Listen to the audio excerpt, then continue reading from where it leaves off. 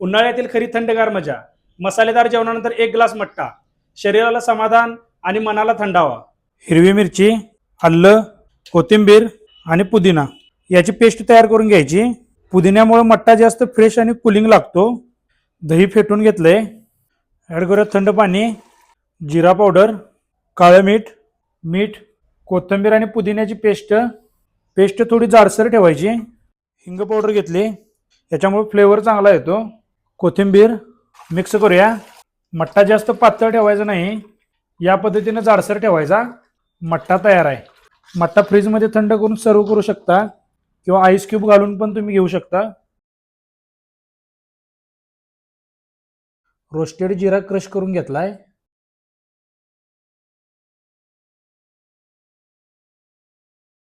अशाच hotel style रेसिपीसाठी आपल्या पेजला नक्की फॉलो करा.